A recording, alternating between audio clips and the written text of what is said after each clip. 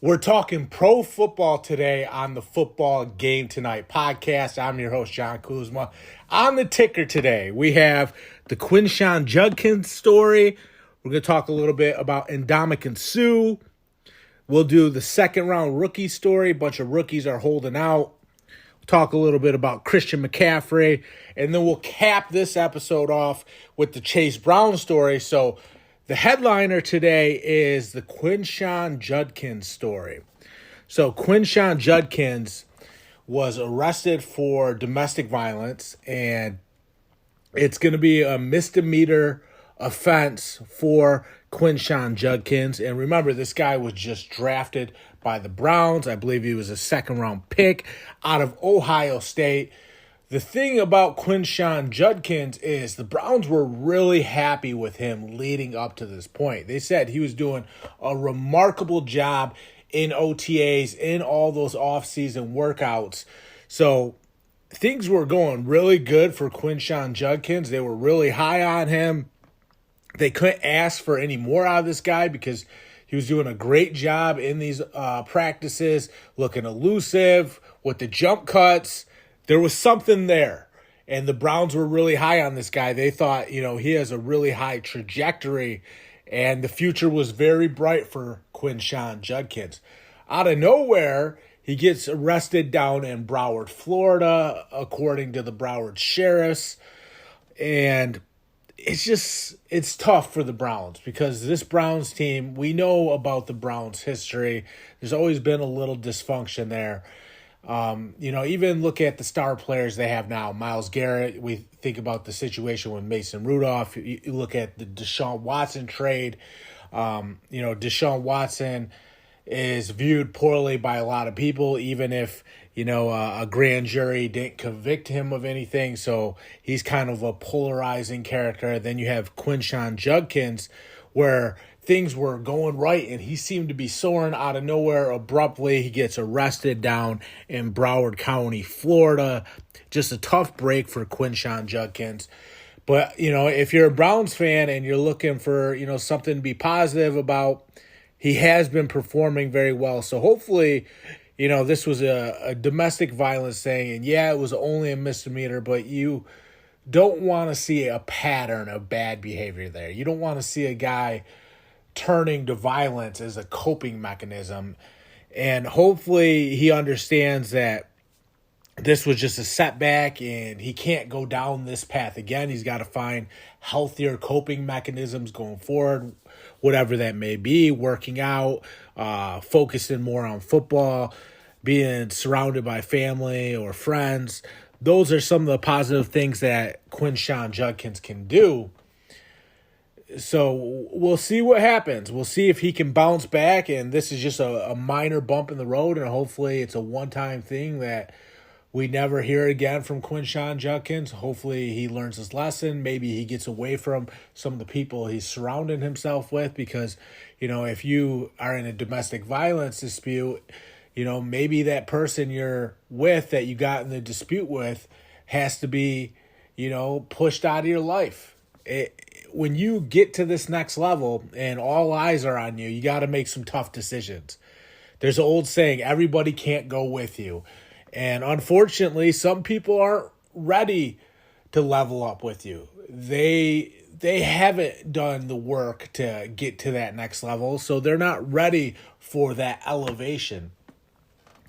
For Quinshon Judkins, he has obviously earned the right to be in the NFL, earned the right to be on the Browns. When he has a setback like this, though, it hurts, his chances of success in the NFL. It hurts how people view his character. It's just not a good thing. It obviously hurts his relationship with the Browns. You can't tell me the Browns look at him as favorably as they did, when he was balling out in OTAs and looked really fast and really elusive. Obviously, they're not as high on him now as they were when that was going on. They're not as high on him now as when they drafted him. Obviously, they felt good enough about this guy to draft him. There's no way the Browns feel as good about Quinshon Judkins now as they did during OTAs or on draft night. So that's really unfortunate for Quinshon Judkins because a guy that, flashed a lot of brilliance at Ohio State, was showing more promise at these offseason practices. The sky seemed to be the limit. He could, do anything. And then out of nowhere, this happens. It's just a tough situation, just something you don't want to hear for any player, especially a young player coming into the league, trying to make a name for himself, trying to carve out his role on this football team, and, trying to find a way to help the Browns win some football games. That's the last thing you want to see. At the same time, though, Quinshon Judkins has to make better decisions. He has to put himself in better situations. Sometimes people around you are jealous because of your success. Sometimes people will provoke you and try to get you to act out. It happens, man. It's brutal out here sometimes. You'd be surprised how far jealousy and envy can go. Now, I don't know the in-depth details of the situation. Things are still unfolding as this story plays out. I think for him, it's just not a good look being arrested, having a mugshot, being charged, even if it is just for a misdemeanor. Yeah, he can come back from this. It's just now his name is a little bit tainted. His reputation with the Browns is a little bit tainted. It just sucks, man, because the guy was clearly going in the right direction, had everything in the world going for him. You hate to see it. At the same time, though, if he was out of line and he did something that he shouldn't have done, you have to condemn that behavior. He's got to be smarter than that. Like I said, he's got to find a way to control his emotions. You can't be losing control and, going after people. It's just not the right way to live life. It's not the right way to treat the people around you. I hope that, Quinshon Judkins can bounce back from this. I hope that he learns. This is a learning experience for him because sometimes, when you have a tough event like this happen, it can be a turning point for the better for some people. Happens all the time because you make a commitment to yourself that I never want to be in that situation again. I never want to embarrass myself again. I never want to embarrass my family again. And I never want to embarrass my team again. When you get to that point where you're committed not to let it get back to that point because that situation is beneath you, that's when you make change. Some people call it rock bottom. You hit rock bottom. I know he's in the NFL about to make more money than he's ever made, but, it is an embarrassing moment where, everybody kind of wonders what's going on there. You don't want to be in that situation again where people are wondering if something is wrong with you. So I think for Quinshon Judkins, the best path forward for him is just making a commitment to never being in a domestic violence situation again, because we all see the potential. We all know how good this guy can be. I think, with this Browns offense, think about what they need at that running back position. They don't have Nick Chubb anymore. They need a young guy like Quinshon Judkins to step in and, into this role and kind of take it from there and run with the ball. And what I mean by that is he needs to put his stamp on this running back position and make it his job for the next 8 or 10 years. That's what the Browns are hoping for Quinshon Judkins, because they have to find a way to compete this upcoming season. And I know for a fact that they view him as a big piece to the puzzle with how high they were on him at OTAs, on draft night. There's no telling me that they're not super high on Quinshon Judkins. They are. They're going to find a way to look out for him and hopefully, if he needs, get him some help so he does have better coping mechanisms. There's no doubt, though, that the Browns know that he's a vital piece for them. They need him to step up, be at his very best, and perform every Sunday for this football team. I don't see it any other way. I think just, a second-round pick, he's going to be a key piece to the puzzle for you. You can't give up on him just after a misdemeanor, although it isn't a great look for the Browns organization. Now, it kind of makes them look bad because it's like you drafted this guy that might have some issues that you didn't initially sense through that pre-draft process.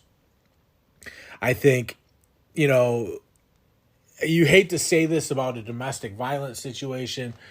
It is the reality of the world, though. Winning takes care of everything. If he can have a lot of success in the NFL, if he can help the Browns win some games, and he never gets in trouble again, people will start to see this as water under the bridge. One-time incident, an unfortunate incident, but not something that defines Quinshon Judkins as a human being.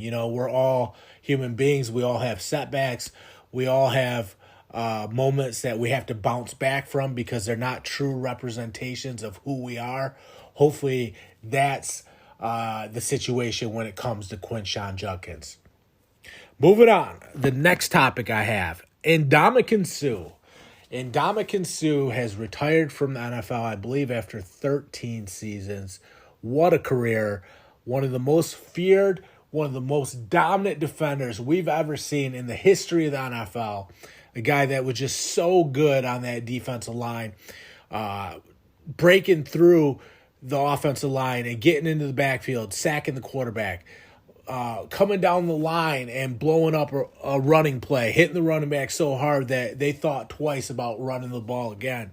That was Ndamukong Suh. I think about his career starting off with the Lions and just what a force he was for those Lions teams. Yeah, the Lions as a whole couldn't figure it out, but Ndamukong Suh was really good. And actually, they had one really good season with Ndamukong Suh where they were just lights out. Remember, the Lions were playing the Cowboys. They threw a pass interference call on the Cowboys defense, I believe it was, and I think they picked the flag up.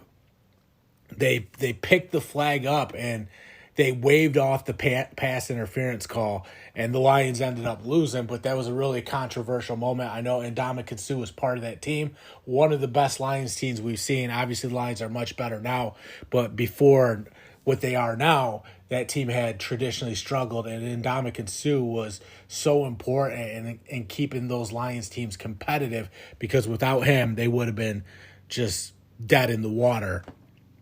I think, when you look at Ndamukong Suh's career, he goes to the Dolphins, I believe after the Lions, goes to the Rams, goes to the Bucks, was also on the Eagles, won a Super Bowl with the Buccaneers.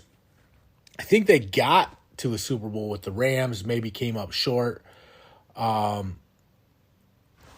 an outstanding career, man. Just so good, so dominant, so feared. This guy struck fear in the hearts of opposing offenses. They didn't want anything to do with Ndamukong Suh just because he was a game wrecker.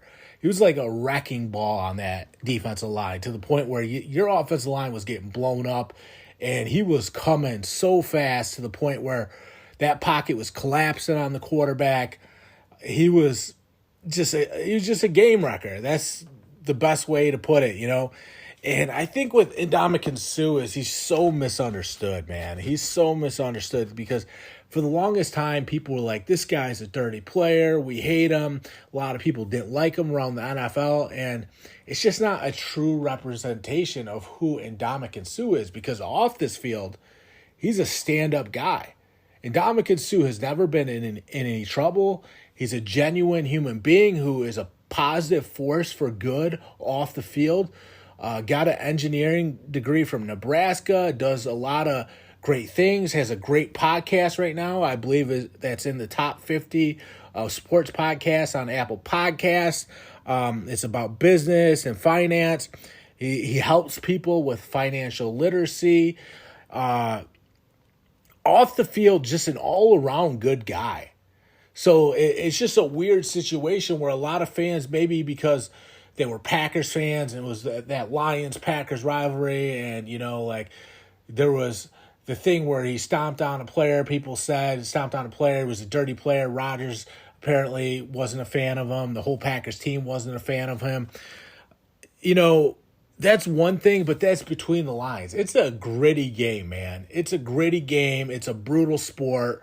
We all know that when people leave the National Football League, they're just beat to hell. So, like, you almost got to fight fire with fire in the NFL. I know that sounds like a lack of sportsmanship, but it is true, because if you try to be too nice and too polite on the football field, it's just not going to go your way, because it's a sport made for dogs. It's a dog-eat-dog sport. You got to be a little bit of a killer, have that killer instinct in you to play football. I mean, you talk about the bone-crunching hits. You talk about the pressure of everything. It's a totally different story with Ndamukong Suh between those lines, competing and wanting to win. And I also have to give Ndamukong Suh credit, because later on, towards the end of his career, he was more in control of his emotions and did a better job of not getting himself into situations where people didn't like him or thought he was a dirty player. He really did clean his game up and make those adjustments, which I think is also something you have to praise Ndamukong Suh for. But like I said, on the field, off the field, two completely different people. Off the field, it's an all-American guy that you want in your corner, a guy you want to do business with, because you know he has the utmost character. He has great character off the field. Never got in trouble, never does anybody wrong. A family man that takes care of his kids, dedicates his life to helping people with financial literacy. You know, like, he's an all-American guy, a great human being and a great American. So don't get so caught up on the rivalries on the field and the grittiness that it takes to play football, because that's not the real Ndamukong Suh. When you see Ndamukong Suh away from the field, not in between those lines, you see the real Ndamukong Suh, which is someone you have to respect, because he's did it the right way every step of the way.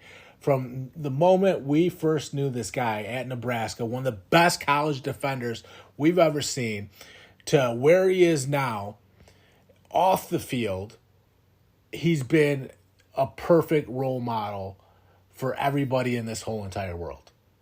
A perfect role model. And I'm not lying about that. If you know the real Ndamukong Suh, you know he's a 5-star human being.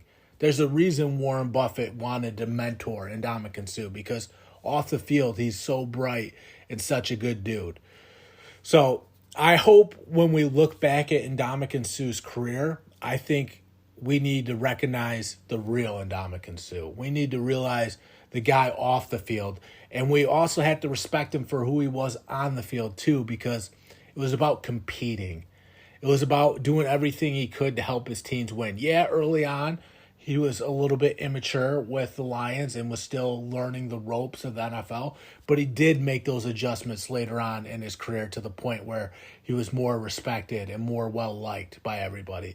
So to me, you know, you can sit here and hold him in contempt your whole life for what he did at the beginning of his career as a young man, or you can respect him for the progress he's made, respect him for the growth that he's made, or you can respect him for the high character individual that he's always been off the field. To me, that's the real Ndamukong Suh. That's a guy that anybody should look up to. And I can't say just enough good things about how prolific his career was. A truly great NFL player has retired. And Ndamukong Suh, one of the best of all time. Also, by the way, the highest earning defensive player of all time. So that just goes to say something about his business acumen. Obviously, very good in negotiations, always got his money's worth, and also helped open the door for a lot of other guys to make a lot of money too, because without in Ndamukong Suh, that is, you know, pushing the envelope when it comes to these big paydays for defensive players, we might be just talking about offensive players getting these huge paydays because of guys like Ndamukong Suh who opened the door for defensive players to make a lot of money too. I think a lot of guys behind him are going to get filthy rich too, because Ndamukong Suh was so smart and blazed the path for these defenders to cash in as well. So I also had to applaud him for that. So many good things to say about Ndamukong Suh. You know, I've said on this podcast plenty of times, I'm a Lions fan, so I really loved having him here with the Lions. I think about when he left and people in Detroit put up these signs like he left because of the money and he went to the Dolphins. But remember, Ndamukong Suh had not left Detroit when they put those signs up around Detroit. Think about this. If you're on the fence between staying or leaving and people put these signs up that he's just leaving for the money and he's all about the money, wouldn't that push you out the door too? I DM'd Ndamukong Suh on Instagram and I said, hey, man, that's not a true representation about how the people of Detroit feel about you. That was a small group of people that could afford to pay for those signs, these signs that disrespected Ndamukong Suh before he even left Detroit, which was just, idiotic. But at the same time, also telling how important Suh was to Detroit because they covered the whole city in signs that were taking cheap shots at Suh before he even left. But I told him, I'm like, hey, that's not a true representation of how the people of Detroit really feel, because you were universally loved in Detroit. That was a small group of people that did that. And Suh, to his credit, still talks about the fact that he's a Detroiter. He considers himself a Detroiter to this day because of the love that he has for the people there, how they embraced him. Even when he was, I think he was leaving the Rams and he was trying to decide his next team, you look at the comment sections, it was all Lions fans. Come home, blue and silver, come home, we love you, we miss you, come home. The support and the way Lions fans embraced Ndamukong Suh was just on another level. And I think about this, Detroit was going bankrupt. Everybody was taking shots at Detroit, talking about we're bankrupt, the city's no good. The whole entire United States just dumped on Detroit. And Ndamukong Suh was like the haymaker that Detroit threw back, because he would go out there and he would beat the hell out of everybody. And it was just like Detroit's way of throwing a haymaker back at the world that always took cheap shots at us. We were the punchline of everybody's jokes. So seeing Ndamukong Suh go out there and throw a haymaker back for the city of Detroit when we were going through bankruptcy and when nothing was going right for the city, the Kwame Kilpatrick thing, I just think that was so important for the fans of Detroit and what Suh meant to the city. It was special, man. It was special. So as someone from the Metro Detroit area, I just want to thank Ndamukong Suh for that. Moving on. Second round picks. So there's a bunch of second round picks that are unsigned right now. Like something like 30 out of 32 second round picks are unsigned right now, which is astonishing. What is going on? So all these rookies are holding out for more money. They're not happy with the deals they're being offered. They believe they deserve more. And, one of the very first holdouts was, the Chargers are getting things rolling. They're starting practice and they're getting back to it. Well, Trey Harris, their second round pick, is holding out. So he's not reporting to the Chargers. And this is how it starts, because apparently the Texans gave Jaden Higgins fully guaranteed money. So he got a fully guaranteed contract.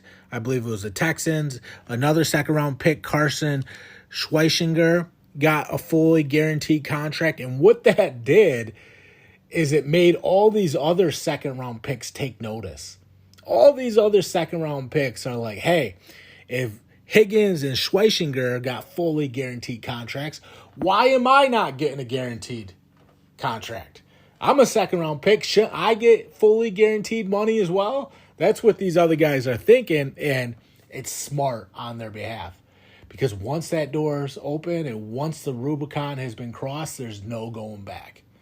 There's no going back. So if I'm a second round pick, I would be doing the same thing these other guys are doing. I'd be holding out. I would want my fully guaranteed contract too, because we all know how brutal this sport is. We all know how brutal this sport is. One injury, one Joe Theismann injury. I know Alex Smith came back, but it was never the same with Alex Smith. One of those injuries where your leg gets snapped, you're done, and you need that fully guaranteed money. If you're putting your health on the line, if you're laying it all on the line for this team, and other second round picks are getting guaranteed money, guess what? You need guaranteed money too. That's how these things work. It's a business. Fans get so caught up in you need to do what's best for the team that they forget the NFL is a business. These teams will cut you, trade you, cast you off, and not even think twice about it. You better protect your own interests as well, because the NFL is a business. It's a business. That's the bottom line.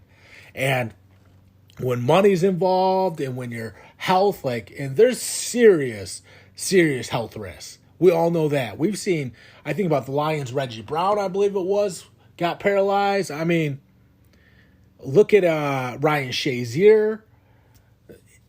It's a dangerous sport, and you are risking everything every single time you step onto that field.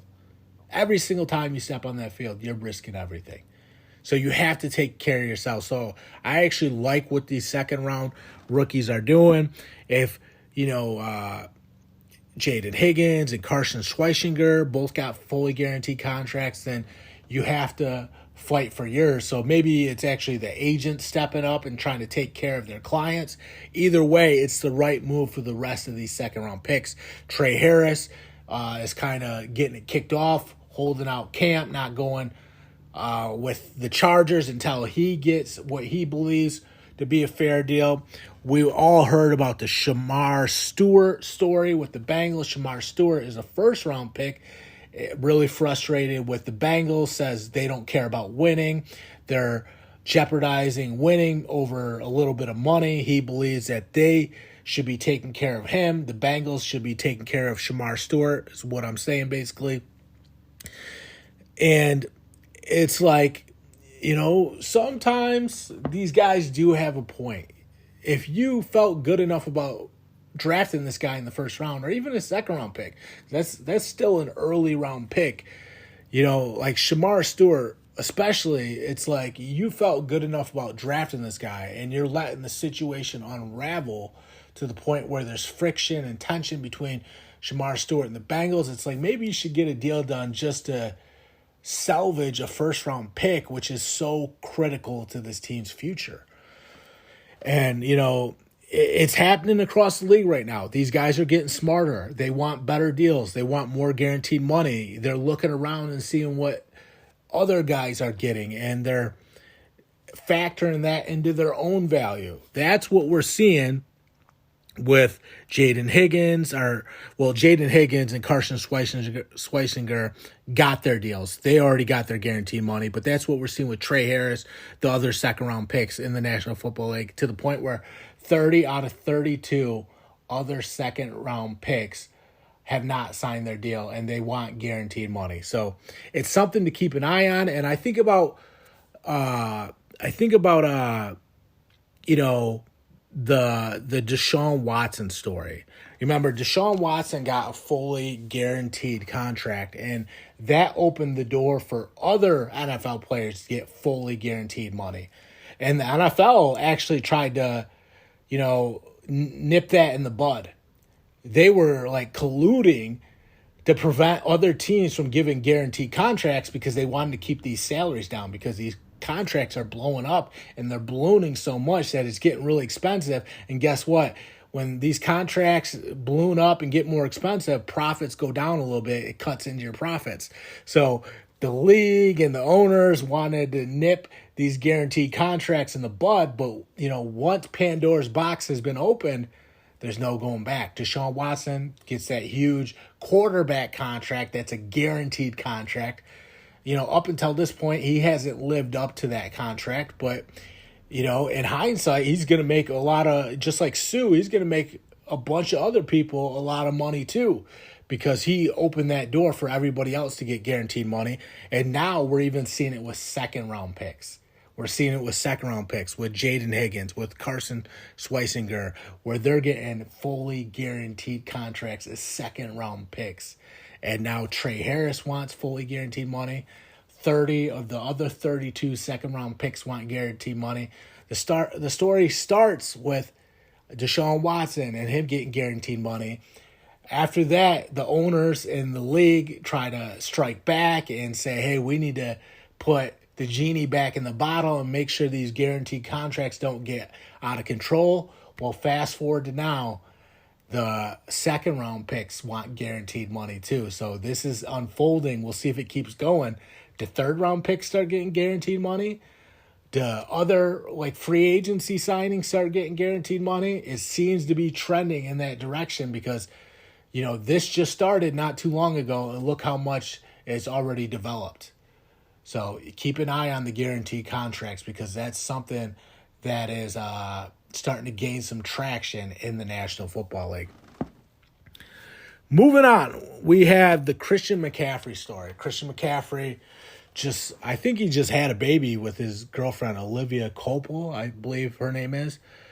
But I'm here to talk about Christian McCaffrey from a football standpoint. Congratulations to Christian McCaffrey for having a baby. And, really, though, this is a football podcast, and I want to talk about Christian McCaffrey saying he's in the best shape of his life that he's ever been right now. So if Christian McCaffrey is healthy, if he's in the best shape of his life, we all know how important that is for the 49ers. Because when they don't have Christian McCaffrey on the field, they lose a gear. They're not, they're not that high-powered sports car without Christian McCaffrey. They might be a very fast street car without Christian McCaffrey. But when they have Christian McCaffrey, they're that high-powered sports car, a McLaren, a Ferrari, a Lamborghini. Without them, they're just a regular old Mustang. Fast, but they're not a supercharged, turbocharged sports car that is barely even street legal. With Christian McCaffrey, they are that, though. We all know what he brings to the table. Great running back. Guy that is a true dual threat running back for this team. So good at catching the ball out of the backfield. And he makes that 49ers offense so versatile. So if he's in the best shape of his life, that's a really good sign for the 49ers because he's battled some injuries, particularly last year, and just couldn't get it going, wasn't up to speed. But there was moments, I remember, I think it was the Bills game I was watching the 49ers where it was early on he was running hard. I think he ended up tweaking something in that game. But you could see when he's out there, they're just a different team. And the explosiveness he brings to that team, it's just such a weapon for them. Unfortunately, he ends up, getting, I think he was done after that. They shut him down, I'm pretty sure. And for him to take the time to heal properly and just focus on this upcoming season, I think that was the right move for Christian McCaffrey because if he isn't able to perform, it's so hard to perform at the running back position if you're hurt because you got to run so fast and you have to play so up-tempo that if you have something tweaked or your legs are hurt, it's just so easy to make that injury worse, which is what I think happened with Christian McCaffrey at the end of this past season. So for him to be back and make a full recovery, he also has a new child in his life, more fulfillment, his wife, Olivia Copel. Things in his personal life seem to be getting better. And not that he ever had any red flags. He was always a good dude off the field. But still, you get your life in order a little bit with a wife, a child. You kind of have a little bit more balance in your life because, and I'm not saying single guys can't have balance in their life. They certainly can. But, there's a different level of fulfillment, I'm sure, with, having a family at home that you come home to, that you play for, and that you get support back from them. it helps you on your journey as well, because you have that peace of mind at home waiting for you when you leave the field. So with Christian McCaffrey, I think this is a chance for him to really get back on track, really help the 49ers get back on track. Remember, they dealt with a lot of injuries last year, Brandon Ayuk, he was like mad about his contract. He finally gets his money, and then he gets hurt. Big letdown for the 49ers. Ricky Pearsall, we all know about him. He got shot over a watch. Thankfully, he was okay, able to come back. Deebo Samuel's a little banged up. Christian McCaffrey was banged up. There was injuries all across the board for this 49ers team, to the point where Brock Purdy couldn't make any magic happen because he didn't have any help around him.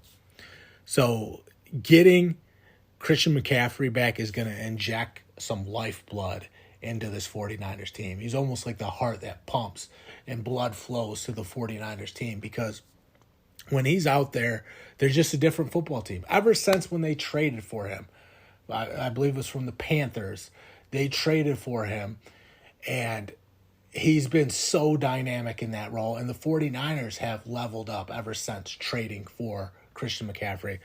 So not having him there, or having him there, but in an inconsistent capacity.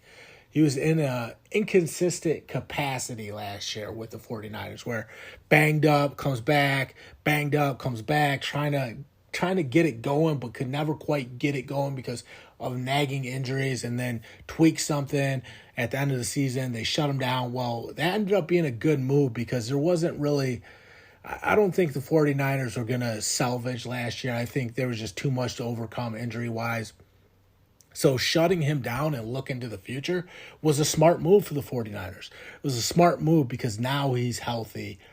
Now he's in better shape than he's ever been in. Now we're going to get to see, at least this is what he's saying, the very best of Christian McCaffrey. And that's terrifying for the rest of the NFL, because this guy is so good, so explosive, and so dynamic, can beat you in so many ways. I just think if he comes out and has one of the best seasons he's ever had, then the 49ers are just going to be able to pile it on. They're going to pile it on. They're going to score so many points that it's going to be hard to match their firepower, hard to keep up with all their scoring. And that's how you win games in this current NFL. So keep an eye on Christian McCaffrey. Let's see if he comes out and looks more explosive than ever, because if that's the case, you're going to see other phases of the 49ers start to click too. The play action, Brock Purdy, faking the handoff to Christian McCaffrey and then scanning the field. Just a simple play action pass is so effective for this team, because teams have to stop Christian McCaffrey. And then you have George Kittle work in the middle of the field. Hopefully Brandon Ayuk comes back. He's healthy. Ricky Pearsall, let's hope he keeps developing. But, that's the path forward for this team. They have to be able to establish a presence on the ground. They have to be able to throw halfback wheel routes out of the backfield to Christian McCaffrey. They need to be able to dump passes off to Christian McCaffrey. Think about how important it is to the 49ers and to Brock Purdy, just being able to dump a pass off to Christian McCaffrey. Yeah, it's a pass play down the field. Nothing is there, but you dump it off to Christian McCaffrey, and he gets you into more favorable down and distances. So important for this team. They need that. Above all, they need Christian McCaffrey's explosiveness. They need his explosiveness, because when he's at the top of his game and he's so explosive that he looks like he's shot out of a cannon, it just adds a spark plug to this 49ers team. That's what Christian McCaffrey is indicating he can be this upcoming season. Moving on, we're going to cap this episode off with the Chase Brown story.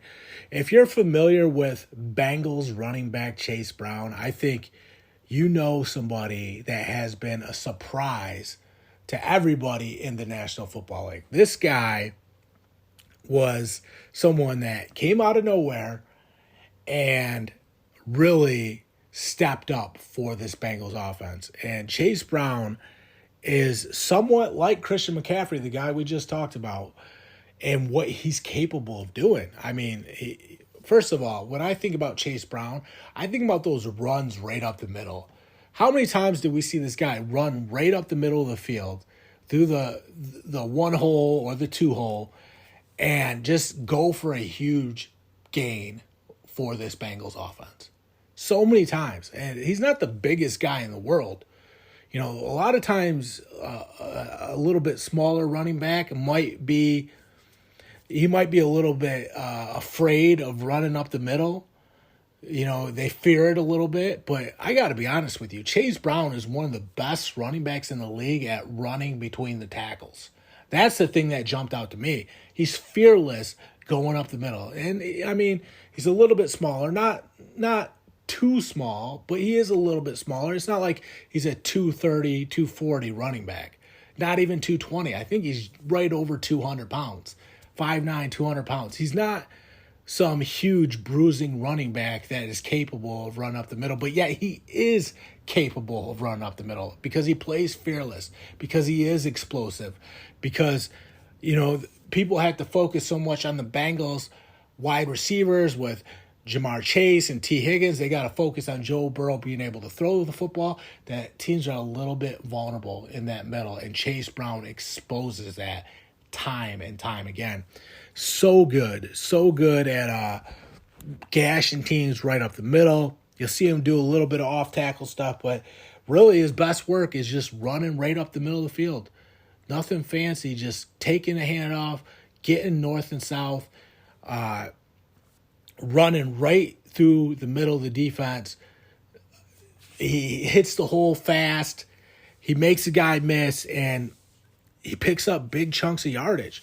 And for a team that lost Joe Mixon, to have Chase Brown step into this offense, to have Chase Brown fill those shoes, and to be as good as he was for this Bengals team, you can't tell me it wasn't a pleasant surprise. It was a pleasant surprise. He is a good football player, very underrated, and I still think he's going to keep getting better and better, where people are going to be like, oh my God, this guy is special. There is something about this guy that just jumps off the charts at you. There's something there. Like, what is it? I'm telling you, it's how good he is at running between the tackles. He's fearless. He's not afraid. And yeah, there might be those huge defensive tackles. Yeah, there might be those bone-crunching linebackers that hit you harder than just about anybody. It doesn't matter, because Chase Brown knows his game. He knows his game is attacking the interior. He knows his game is making the first guy miss. And then he knows once he makes that first guy miss, that middle linebacker, he has a lot more daylight to operate, and he can run away from the safeties. Also good at catching the ball out of the backfield. You know, he's been a weapon out of the backfield for Joe Burrow. So Joe Burrow can swing it out to Chase Brown, and then when he has the ball in his hands, like I said, it's downhill and it's fearless football. So I love his ability to attack the defense. I love that there's no hesitation or wasted movement. There is times in the backfield where he can be patient and let his block set up, but that's a good thing. It's not hesitation where he's afraid to go at the defenders. It's He isn't hesitant at all. He attacks. But when he needs to, in the backfield, when he has to wait for someone pulling, he can be patient, let his block set up, and then run to daylight. So he has both. He has the ability to attack you on those inside runs between the tackles and doesn't hesitate at all. But at the same time, if it's a slow developing play, maybe like a counter or with some lineman pulling where he has to be patient and let his block set up, he can do that too. And then he's still so good with his ball carrier vision to find out where the crease is and what direction he has to run. Oh yeah, then when he does establish the area that he has to attack, there's no hesitation. So many things this guy does well.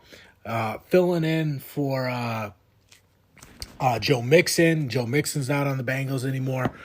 And being able to pick up the slack for this Bengals rushing attack and being as big of a factor as he is for this Bengals team, I think Chase Brown is the unsung hero for the Bengals. I really do. I think he's the unsung hero, because to me it's like, who is the unsung hero? It can't be Joe Burrow or Jamar Chase, because those guys are bona fide stars. So I don't think those guys qualify as an unsung hero, because they're bona fide superstars. They've earned that right. So it's like, is T. Higgins the unsung hero? T. Higgins is very good, provides a great spark for this Bengals team. But I think the unsung hero really is Chase Brown. I really do. I think he's the guy that is kind of an afterthought, but is so important to this team and the things that he does, that the reason the Bengals are going to be competitive again is, yeah, Joe Burrow, Jamar Chase, T. Higgins, but also what Chase Brown brings to the table, because what he does provides such a big spark for this Bengals team. And with all those weapons that we talk about, Joe Burrow, Jamar Chase, T. Higgins, and then having Chase Brown underneath, because Joe Burrow, Jamar Chase, and T. Higgins are stretching the field. Then, underneath on the inside runs, on the swings out of the backfield, you have Chase Brown. Now they can beat you vertically, and they can beat you on the underneath stuff too.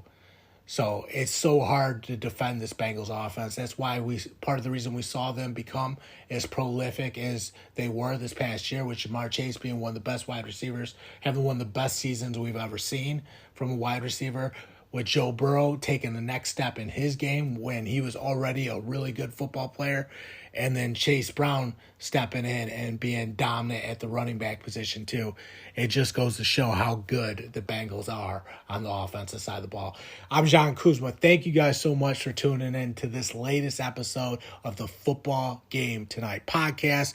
You can click the link in the episode description box, go to our Substack and become a member if you want to be a member of this show.